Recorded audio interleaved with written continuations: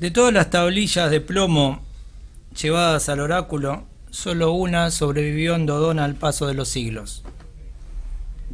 Lisanio pregunta a Zeus Naio y a Dione si el hijo que Anila gesta es suyo. Hay preguntas que se responden con el silencio de su formulación. Una y otra vez, la encarnación es el peligro de la duda. En el principio del principio, antes aún de que pueda dudarse de nosotros, no somos más que texto. Y pese a su sed de afirmaciones, ningún texto es más que su conjetura. Quienes hablan prometen, quienes son sospechados pueden creer. En cuanto a la tablilla, ninguna supervivencia es azarosa. Desde hace algunos años la ciencia puede jugar a ser Dios, o Zeus Naios, o Dione, pero Dios juega a los dados desde siempre. Aburrido en el tedio de su sabiduría infinita, a veces sueña que es Lisanio o Anila. Y si a él, que todo lo puede excepto desear, le fuera concedido un único deseo, sabe muy bien que elegiría sospechar de sí mismo. Buenas tardes, esta es una nueva edición de Pensar no cuesta nada. Hay algunos a los que le está costando demasiado últimamente, y acá estamos con mi amigo, compañero de ruta, el señor Leo Genesini. ¿Cómo está usted? Bien, Osvaldo, buenas tardes. Llegamos al octavo programa. Llegamos al octavo programa y tenemos, por primera vez en la corta historia de este programa, tenemos a repetido invitado, ¿no? Sí, un invitado que ha regresado, ha insistido. Sí, a pedido de la gente. A pedido de la gente. A mucha gente le gustó el programa anterior y bueno. Estamos acá para seguir charlando con el doctor Leonardo Gianzone. ¿Cómo estás, Leo? ¿Bien? Bien, muy bien. Bueno, vamos con la editorial de cada martes. El poder es la facultad de imponer a otros las propias ficciones, dice Foucault, en una de las pocas definiciones con la que podría decir que comulgo, y si lo hago es porque veo en su formulación al menos dos cuestiones inobjetables. Por un lado, el reconocimiento de la sociedad como un territorio atravesado por tensiones entre ficciones diversas que pugnan por imponerse a todos en una única narrativa común, continua e incesantemente, con reconfiguraciones, alianzas, traiciones, renuncias, avances, y sin una teleología que permita hablar de un estado final, mucho menos definitivo. Por otro lado, porque esta aparentemente sencilla definición Foucaultiana presupone un lugar en el que tales ficciones advengan y dicho cotejo ocurra, y ese lugar no puede ser otro más que el lenguaje. El poder, entonces, de acuerdo con esta perspectiva, actúa cada vez que una ficción, o más bien un conjunto de ficciones, anula la crítica negando la palabra, imponiendo el silencio, ridiculizando a quienes no se sometan a ellas. Por eso los griegos, siempre empezamos hablando de los griegos, llamaban bárbaros, balbuceantes, a quienes no hablaban su lengua, y los patricios romanos, al menos hasta la secesión de los plebeyos, estaban convencidos de que estos no hablaban, solo emitían efluvios por la boca. Algún resabio queda todavía, quien vence aspira a convencer, siempre, y en esa indelegable tarea se hace cargo para el poder el afán de naturalizar su dominio, de borrar las huellas de la oposición de la que surge, de descartar y de denunciar a la vez toda resistencia como incorrección política. Luego, en esa naturalización que persigue y actúa lo que hay, la imposición de ciertas ficciones y la negación de otras, aspira a ser lo que ha habido siempre y lo que siempre habrá, lo que debe haber, lo que debe ser, eso. Podemos verlo. Cuanto más precario es el equilibrio en el ejercicio del poder, más necesitado está quien lo ejerce de acelerar la legitimación de su juego de lenguaje, de imponer su conjunto de descripciones como verdad. Sin convencer, no se vence nunca del todo.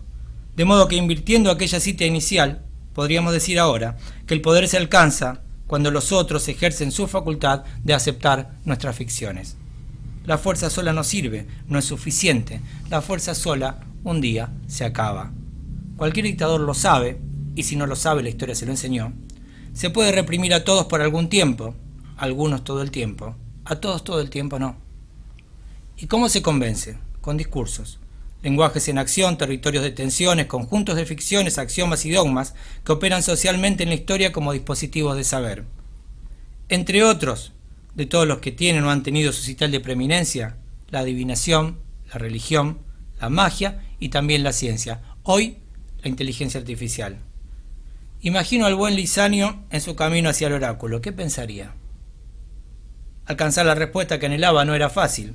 No sé cómo era en Dodona, las informaciones se contradicen, pero en Delfos había que esperar, días, meses. Pagar una ofrenda solo para saber si el dios estaba dispuesto a responder, y si así era, pagar por cada respuesta. Dar muestra de respeto, demostrar sumisión. Sentada sobre un trípode, convenientemente situado sobre una abertura en la tierra de la que emanaban raros vapores, una mujer joven, totalmente ignorante y sin ninguna experiencia de la vida, la Pitia le llamaban, entraba en trance. El dios la poseía. Gritaba, se movía, profería incoherencias y sonidos sin significación aparente. Cuando por fin se calmaba, un exégeta, un sacerdote, interpretaba todo eso y lo traducía a una frase inevitablemente ambigua. Ese era el procedimiento del oráculo en Delfos. En Dodona, Heródoto dice que pudo haber sido similar, pero aquel o aquellos a quienes llamamos Homero, no sabemos si fue uno, si fueron muchos, cree que allí un conjunto de sacerdotes descalzos que dormían en el suelo y nunca se lavaban los pies, interpretaban los sonidos del viento entre el follaje de un roble sagrado. O en calderos de hierro, dicen otros, lo mismo da. Lo importante aquí es que Lisanio creía sin dudas en lo que iban a contestarle. Necesitaba una palabra legítima, y fue a buscarla allí donde su época la situaba. Como hace hoy quien consulta a un sacerdote católico, a un pastor protestante, a un psicólogo, a un rabí, quien confía en un chamán o en un médico de la tribu.